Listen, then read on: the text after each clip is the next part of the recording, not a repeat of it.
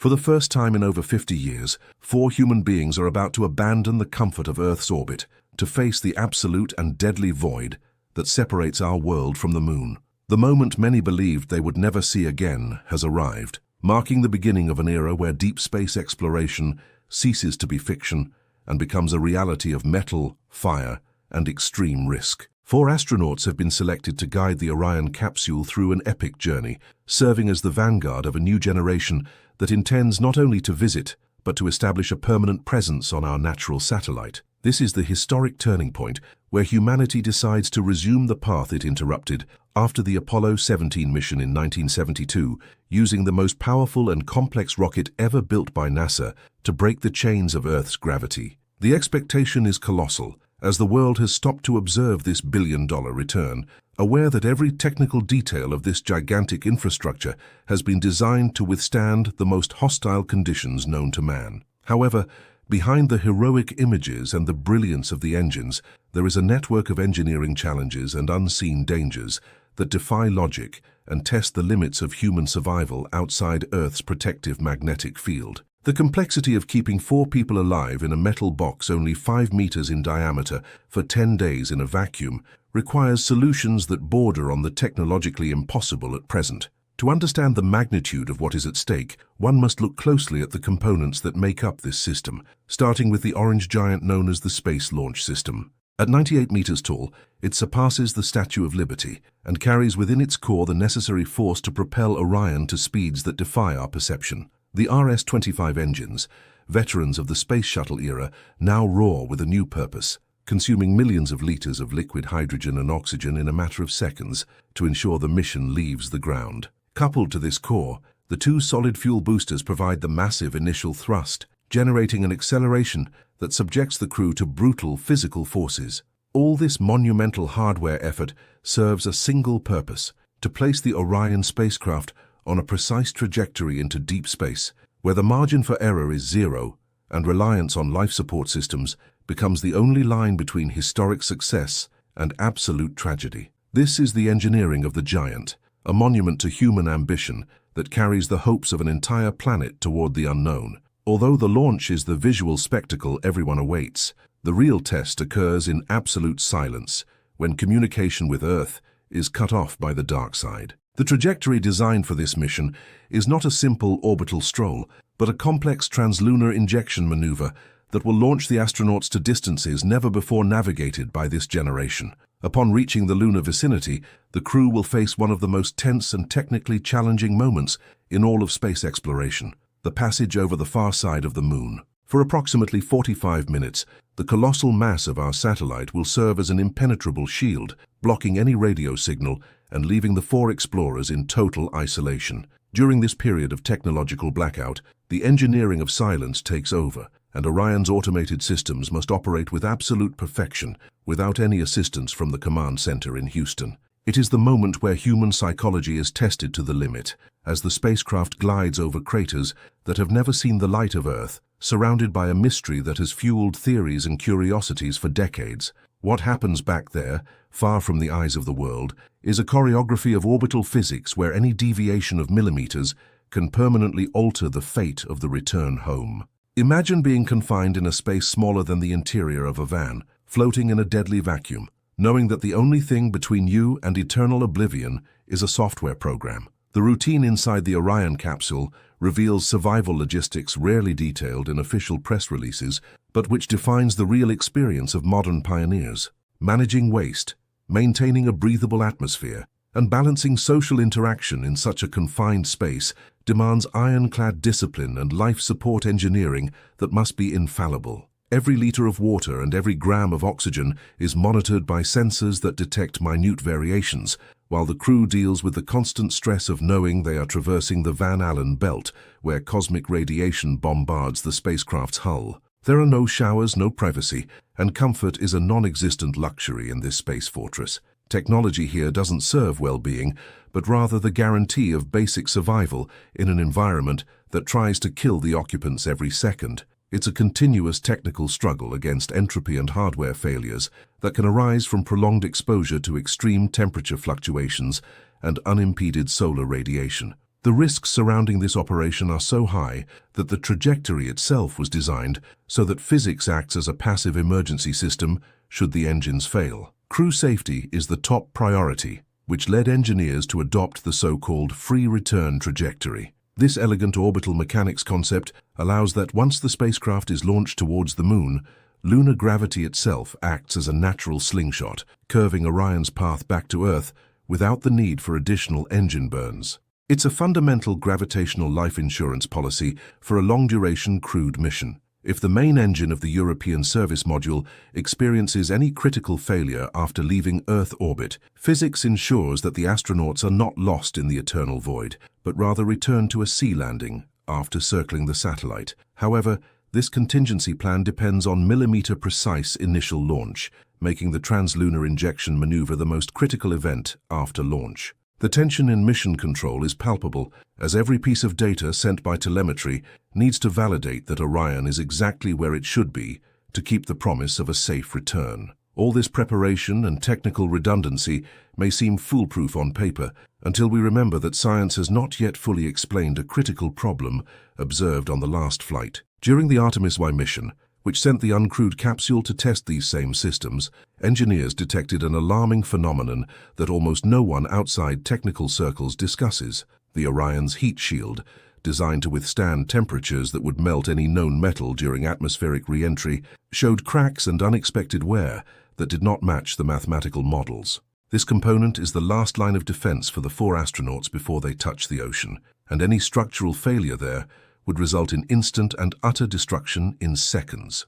NASA claims to have made precise modifications to correct this flaw, but the truth is, we will never know if these changes will work under the real pressure of a crewed re-entry until Orion plunges back into the atmosphere at 40,000 kilometers per hour. The agency's silence on the details of these cracks raises a disturbing question. Are we sending humans back to the Moon in a spacecraft that still hides secrets about its own structural integrity? The answer to this technical dilemma will determine whether Artemis II will be the triumph of modern engineering or the most costly warning in history about our haste to conquer space.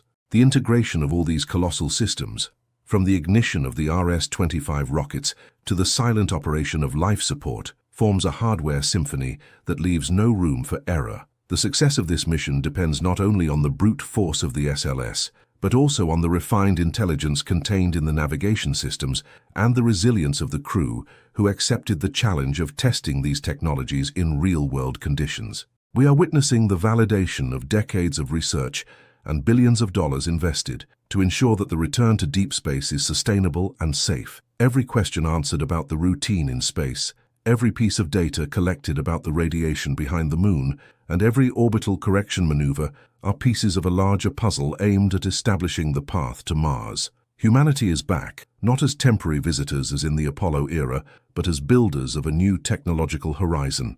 If you're part of the select group that seeks to understand the technology behind the show and wants to follow every technical detail of this epic journey, consider signing up here. Following space exploration requires more than just watching launches.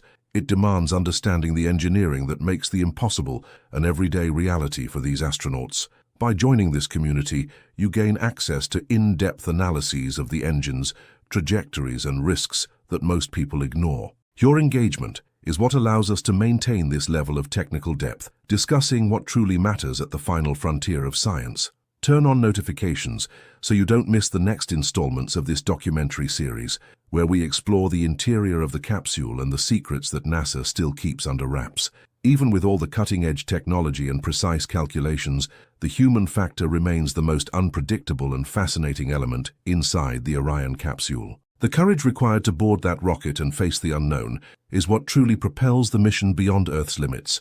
While the engines burn and the systems process data, it is the heartbeats of 4 people that set the rhythm of this new odyssey. The SLS and Orion are magnificent machines, but they are merely extensions of our curiosity and our unwavering will to discover what lies out there. The journey is only beginning, and what we learn in the next 10 days will forever change our perception of our place in the universe. However, before Orion can even dream of a safe return, it must first prove that it can survive the most violent moment of its existence, the initial 8 minutes. The roar of the solid fuel thrusters and the mechanical stress on the SLS's central core structure create a vibration and heat environment that defies any earthly material. If a structural failure occurs in the first few seconds, the launch abort system is the only hope of saving the crew from a catastrophic explosion. But how reliable is this system when we carry the weight of 50 years of expectation on our shoulders? The answer lies in the hidden details of the construction of the largest rocket ever made, and it is precisely inside this steel giant that we will look now. The 8 minutes following ignition determine whether the SLS's 3,000-ton structure will withstand the kinetic pressure equivalent to dozens of jet aircraft at full power. The ascent of the Space Launch System is an exercise in controlled violence, where engineering challenges the limits of material strength. The instant the two solid-fuel side boosters ignite, the vehicle generates nearly 4 million kilograms of thrust, creating a vibration so intense it could disintegrate ordinary electronic components. This core stage, a colossal 65-meter-high column manufactured by Boeing, houses the liquid hydrogen and oxygen tanks that fuel the 4 RS-25 engines at the base.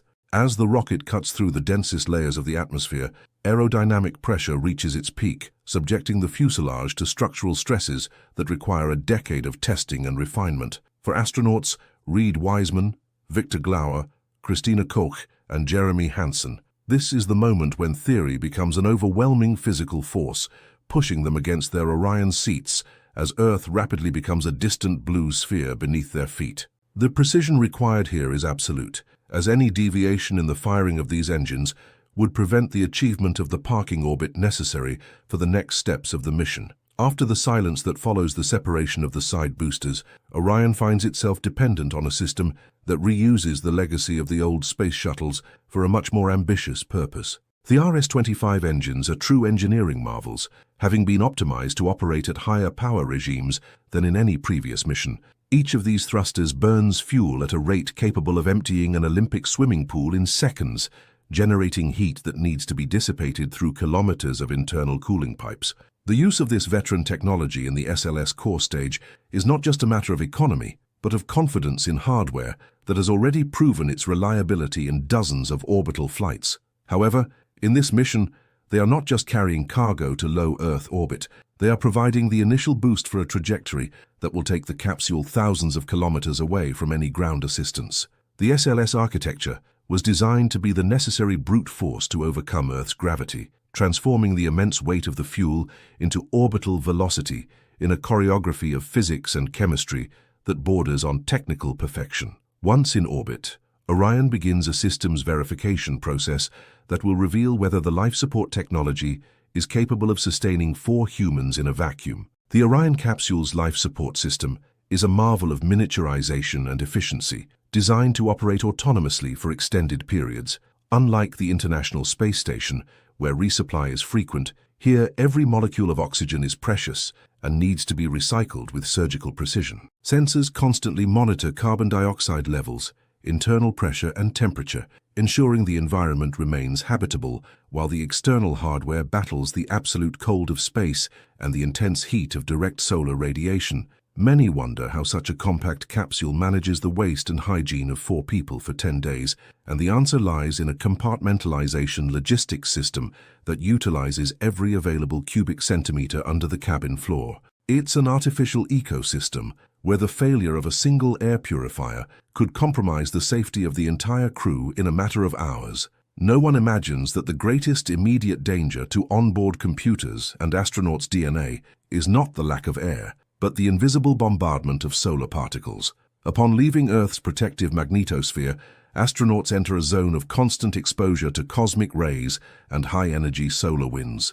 Orion was equipped with reinforced shielding and temporary shelter areas where the crew can protect themselves in case of a coronal mass ejection during its lunar journey. What many don't know is that a severe solar storm could not only cause irreparable damage to the astronauts' health, but also fry the electronic circuits that control the spacecraft's navigation. There is a common doubt about the real effectiveness of this shielding against extreme solar events, and NASA engineers designed the capsule's interior so that water and food supplies also serve as an additional physical barrier against radiation. It's an ingenious solution that uses the cargo's own mass to increase the vehicle's vital safety. transforming Orion into a true floating fortress against the uncertainties of space weather. Technological dependence becomes even more evident when we observe the European Service Module, the driving force that dictates the pace of the journey. Attached just below the command capsule, the module provided by the European Space Agency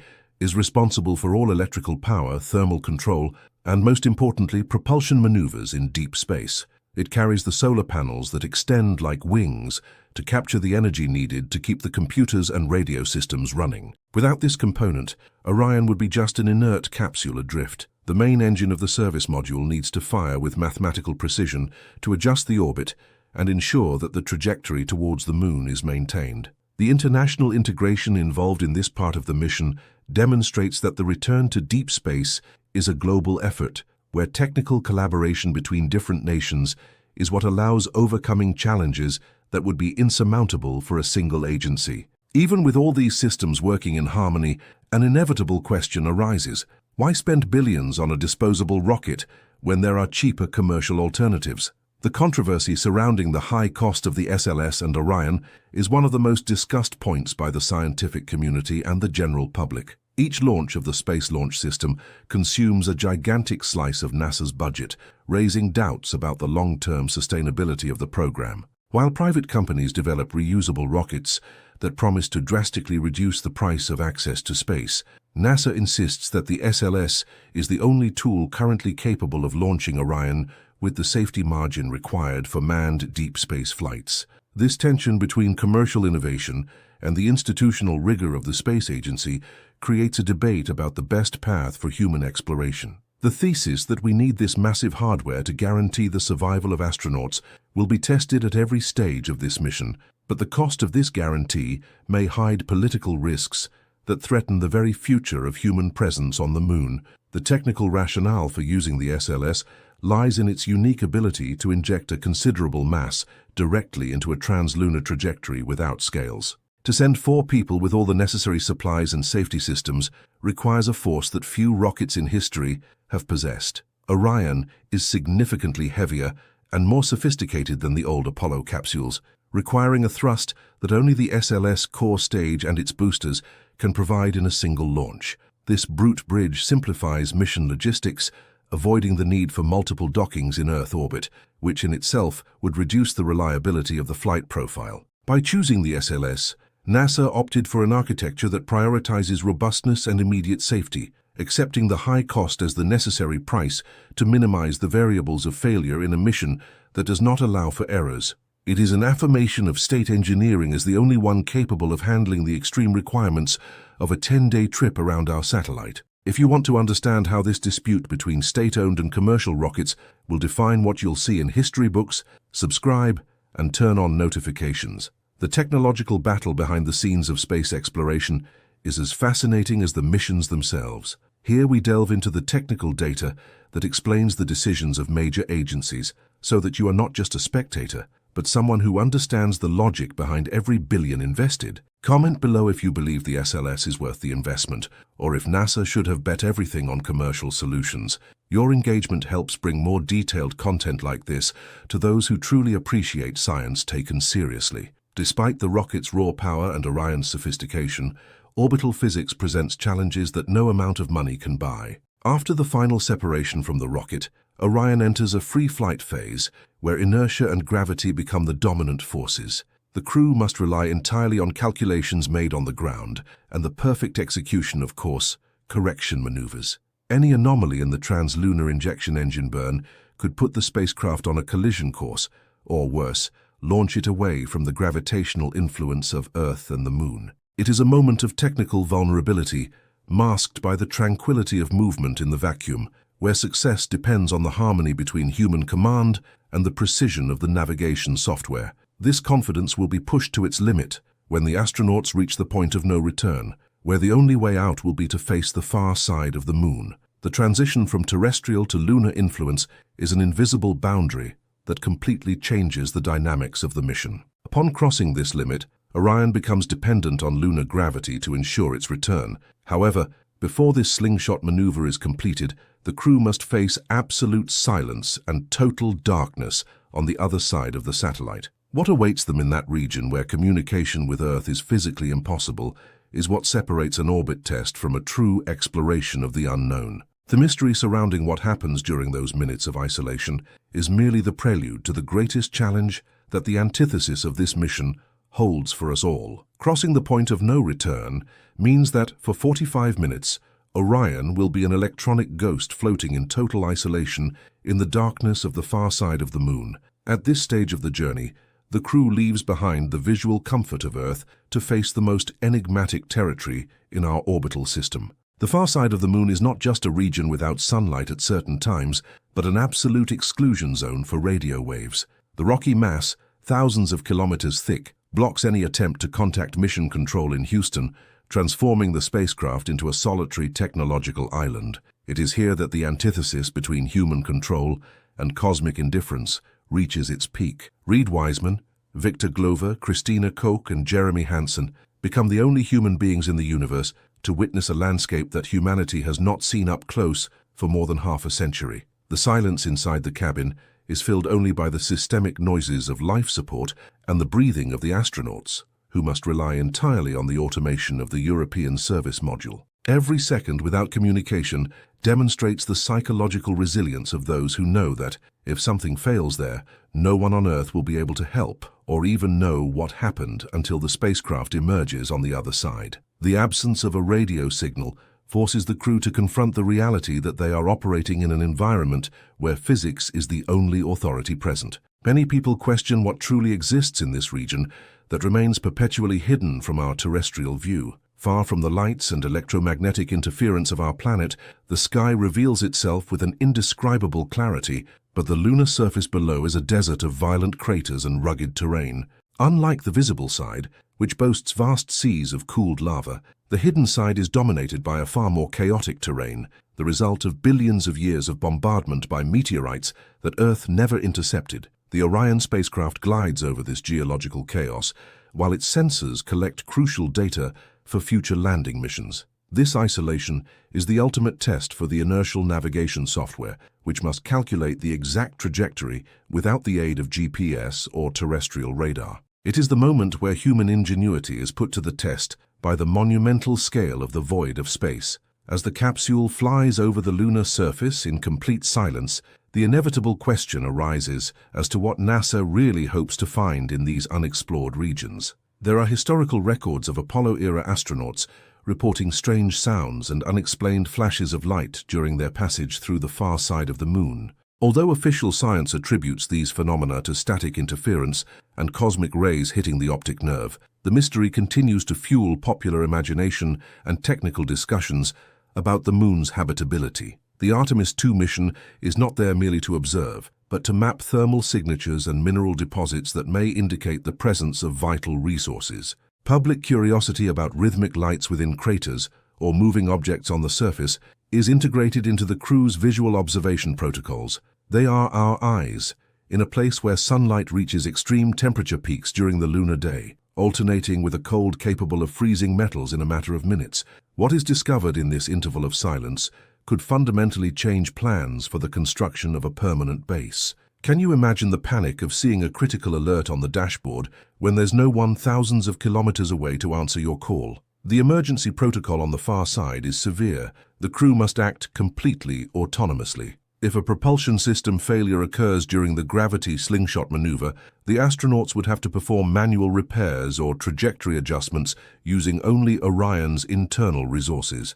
The psychological pressure of being in a volume smaller than a van, surrounded by a deadly vacuum, and without a direct line to base, is something that no simulator on Earth can reproduce with complete fidelity. The antithesis here is clear. While the mission is a triumph of global connectivity, it depends on a moment of absolute disconnection to succeed. It's an engineering paradox where silence is the signal that the mission is progressing as planned, but it's also the veil that hides the most lethal risks of deep exploration. The vulnerability increases when we consider that the integrity of the thermal shield is still a technical unknown that will only be resolved upon its return. The unexpected wear and tear observed on Artemis I casts a shadow over the mission's technical reliability. During its passage by the Moon, Orion is subjected to thermal stresses caused by the abrupt transition between lunar shadow and direct sunlight. This temperature fluctuation can expand and contract the fuselage materials at microscopic levels,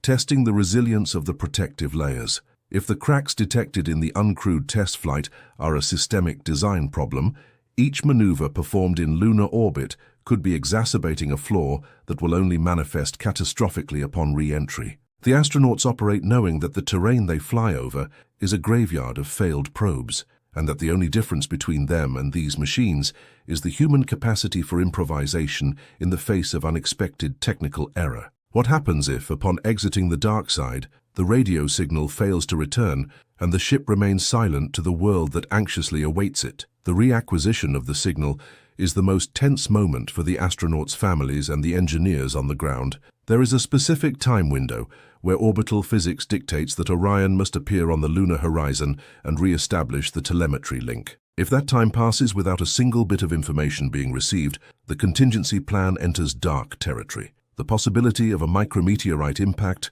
or a total electrical failure during isolation is real. Humanity would be trapped in a state of agonizing uncertainty, watching the satellite and waiting for a sign of life from a capsule that carries the future of an entire space program. The boundary between heroism and oblivion is a radio line that needs to be reconnected before oxygen and hope begin to run out. Overcoming this isolation will mark the moment when the mission ceases to be a test of endurance and becomes a race against time.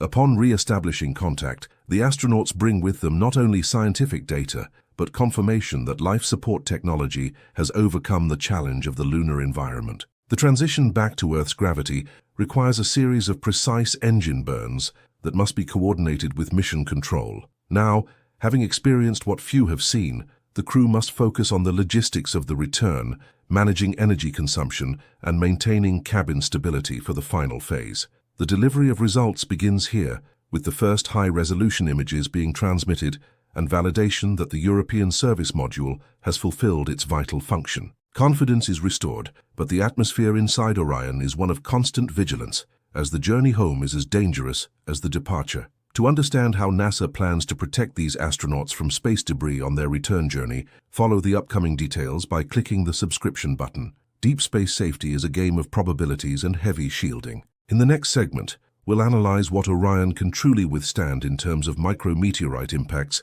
and how the free return trajectory saves lives. Don't miss the chance to see the complete technical analysis that explains why this mission is unlike anything you've ever seen. Your support is crucial for us to continue bringing you this in-depth detail about the engineering that takes us to the stars. The successful return of the dark side is only half the battle won in this 10-day technological odyssey. The spacecraft now accelerates toward Earth, using the gravity that captured it to propel it back home. The relief of hearing the voices of Houston again is quickly replaced by rigorous preparation for atmospheric entry. The astronauts check the parachute systems and prepare the cabin to withstand the massive G-forces that await them. Every component, from the navigation electronics to the hatch sealing system, has been pushed to its limits and now needs to perform one last time under the most severe conditions possible. Triumph is near, but nature does not forgive miscalculations in the final stretch. The greatest danger, however, is no longer in the vacuum of space, but in the wall of fire that awaits them at 40,000 kilometers per hour. The return speed to the Moon is far greater than that of any mission from low Earth orbit. When Orion reaches the upper atmosphere, friction will transform the surrounding air into incandescent plasma, creating temperatures of nearly 3,000 degrees Celsius. If the heat shield, which has already shown signs of weakness in previous tests, cannot withstand this final stress, the mission will end in a flash before the parachutes even deploy. The fate of 4 lives and the future of lunar exploration now depend on a layer of ablative material that has never been tested on humans under these conditions. The next step is the final plunge into the synthesis between glory and absolute danger. An astronaut's true nightmare is not the darkness of the vacuum, but the possibility that the shield designed to save them might become the cause of their own destruction. Many technical observers question whether NASA is ignoring critical warning signs about the ablative material protecting the capsule during re-entry into Earth's atmosphere. During the Artemis 1 flight, Orion's heat shield suffered unexpected and uneven erosion, releasing fragments of material unpredictably instead of burning up smoothly as expected. This phenomenon raises profound doubts about the safety of the Artemis II crew, who will be aboard a structure that still generates heated debate among engineers and critics of the program. Budgetary pressure to maintain the 2026 schedule has forced decisions that some experts consider too risky, especially when considering that the return velocity from the Moon is brutally higher than that of any low orbit. Orion's life support system also faces its own court of doubt, with critics pointing out that keeping 4 humans alive in deep space for 10 days requires a reliability that current hardware still struggles to demonstrate absolutely. While the world celebrates the return behind the scenes at the agency, the fear of a catastrophic failure in the thermal protection system remains a shadow over the success of the Space Launch System program. The technology that takes us far from home is the same technology that can fail us when we most need a safe haven. Beyond the structural risks, the mission faces the logistical reality of a rocket that costs billions per launch and that many consider obsolete even before becoming routine. The SLS uses RS-25 engines inherited from the space shuttles, a choice that, while saving development time, ties the future of lunar exploration to technologies from 40 years ago. This hybrid architecture creates complex failure points, where old components need to communicate perfectly with state-of-the-art software under extreme pressure conditions. There is growing tension over the cost-benefit of using such an expensive giant for missions that could, in theory, be accomplished by cheaper and more modern commercial alternatives. Public opinion is beginning to split between enthusiasm for the achievement and concern about the use of public resources in a system that seems to fight against the laws of modern space economics. This duality between the intended glory and the hidden technical flaws creates an environment of uncertainty, where each test performed on the launch pad is viewed with a mixture of hope and rigorous skepticism. The silence of 45 minutes behind the Moon is the ultimate test of human sanity and the resilience of machines. The public frequently asks what happens if a solar storm occurs while the astronauts are outside the protection of Earth's magnetic field. The short answer is that they are vulnerable in a way that no other manned mission has been in decades, relying solely on Orion's shielding as their only line of defense. Intense solar radiation can fry sensitive electronic systems and cause immediate biological damage, turning the return journey into a desperate race against time and stellar physics. Another recurring question is about the likelihood of a space debris or micrometeorite impact, and what the capsule can actually withstand without compromising the integrity of the core stage or the European service module. Orion was designed to be a fortress, but in deep space, even the smallest fragment of rock traveling at hypersonic speeds can pierce protective layers and cause instantaneous decompression. Imagine being trapped inside a metal can the size of a college dorm room with no chance of rescue while the sun fires lethal particles at you. This is the stark reality that Reed, Victor, Christina, and Jeremy accepted as they ascended the launch tower, knowing that a contingency plan for certain failures simply doesn't exist. If the main engine fails after the translunar injection burn, a free return trajectory is the only hope, but it depends on mathematical precision that leaves no room for human or mechanical error. Reliance on the navigation software becomes absolute, and any anomaly in the code could result in an eternal orbit around the Sun, turning the capsule into a technological mausoleum.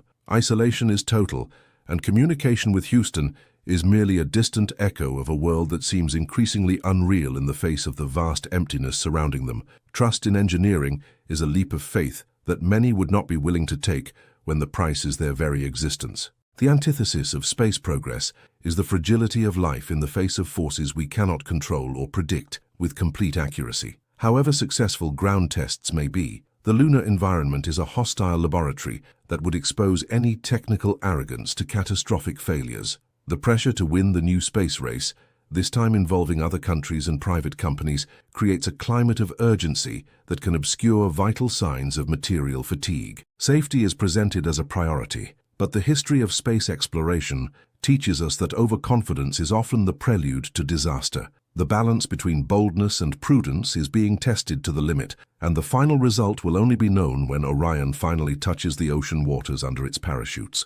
What few realize is that the greatest danger is not what might break, but what may be waiting for us on the dark side of the Moon. The lunar mystery goes beyond craters and rocks, hiding anomalies that defy traditional scientific explanation. Reports of strange lights captured inside craters and objects moving on the lunar surface fuel theories that the moon may not be the dead desert we've been taught to believe. Old images and new data from robotic probes show shadows that don't seem to belong to natural formations, suggesting that our presence there may be being observed. The Artemis II mission will take high-resolution cameras to areas never before seen so closely by human eyes, and the possibility of finding something inexplicable is a constant source of speculation. If these presences are real, humanity's return will not only be an engineering feat, but an encounter that could change our understanding of our place in the cosmos. NASA's transparency regarding these potential discoveries is another source of tension, with many fearing that crucial information will be withheld under the guise of national security or scientific protocol. If you had the chance to face this mystery personally, would you accept the risk of 10 days in total isolation in deep space? Leave your opinion in the comments, and don't forget to turn on notifications to follow the outcome of this epic journey. Every technical choice made so far aims to transform Orion into a definitive shield against the uncertainties of absolute vacuum. Despite all the criticism and fears, the structure of the SLS and Orion represents the pinnacle of what humanity can build to protect its explorers against the most violent elements of the universe. System redundancies, radiation shielding, and the design of the heat shield are attempts to tame the chaos of space and transform it into a navigable path. Every screw and line of code has been exhaustively reviewed to ensure that even in the worst-case scenario, there is an escape route. The battle between error and perfection defines this phase of exploration, where science seeks to reconcile the desire to discover with the absolute need to survive. The success of the mission will be proof that our technology has finally matured enough to make us a truly interplanetary species. But all this preparation will be useless if, at the moment of the final dive, the heat shield decides it has endured enough stress. The wall of fire engulfing the Orion capsule at 40,000 kilometers per hour is not just a physical phenomenon, it is the ultimate test of endurance for human ambition. The return of Artemis II represents the end of a 5-decade hiatus, but the final descent through Earth's atmosphere is where the hardware and courage are pushed to the breaking point. While the heat shield faces temperatures of nearly 3,000 degrees Celsius, the crew experiences massive G-forces that make each breath a conscious and painful effort. This is no ordinary landing in low Earth orbit. It's a re-entry from deep space, where the accumulated kinetic energy transforms the spacecraft into a controlled meteor. The safety of these 4 explorers depends on the integrity of an ablative material layer that, although exhaustively tested in mathematical models and unmanned missions, now faces its final verdict with lives on board. If the life support system and parachutes operate in perfect synchrony, the ocean will cease to be a target and become the cradle of a new era. The success of this maneuver validated all the investment and controversial technical choices that underpin the program, proving that the raw bridge built by modern engineering is capable of bringing our representatives back from the abyss. The panoramic view of Earth rapidly approaching brings with it the promise that this return is, in fact, a foundation for something much greater. Re-establishing a human presence in the lunar vicinity is just the first step in a strategy aimed at transforming our natural satellite into a permanent operational base. Orion was designed with shielding and redundancies that justify its high cost, serving as a space fortress against the uncertainties of the vacuum and solar storms. By crossing this frontier again, we cease to be temporary visitors and become potential colonists, using the moon as a laboratory for technologies that will be essential on Mars. The harmony between human command and the precision of the navigation software during the final plunge seals the vision that deep space exploration is a life insurance policy for humanity. Every piece of data collected during this descent will be used to ensure that future missions, including a manned landing on the surface, occur with an unprecedented safety margin. The connection between the raw power of the SLS and the sophistication of Orion reveals an architecture designed to withstand the unexpected in long-duration missions.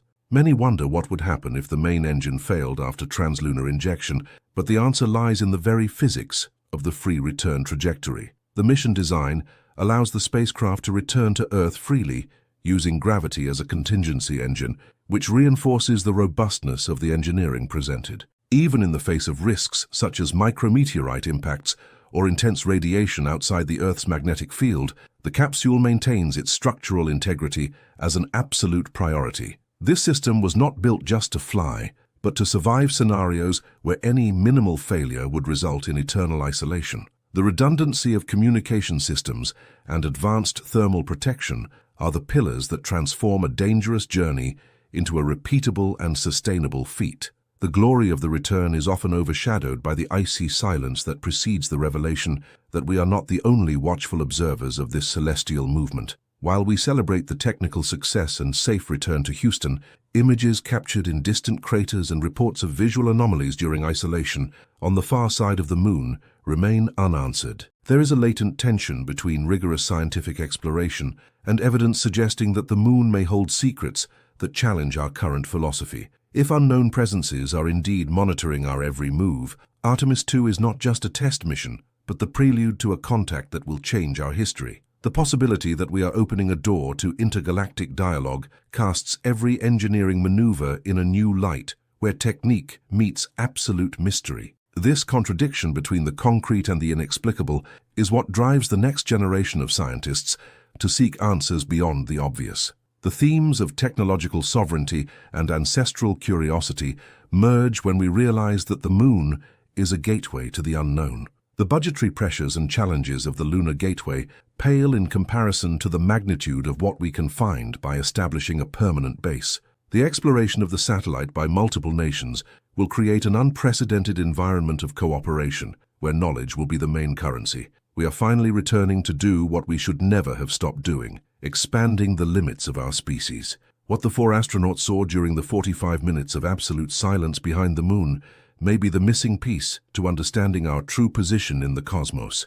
The final word on this historic journey does not lie in the technical reports, but in the emotional impact of seeing humanity once again pointing towards the stars. By reconciling the paradoxes between the billion-dollar cost and the need for exploration, Artemis II establishes itself as the definitive turning point of the 21st century. The closure of the loop opened at the beginning of this mission demonstrates that every technical choice, however controversial, aimed to guarantee human survival in the most hostile conditions.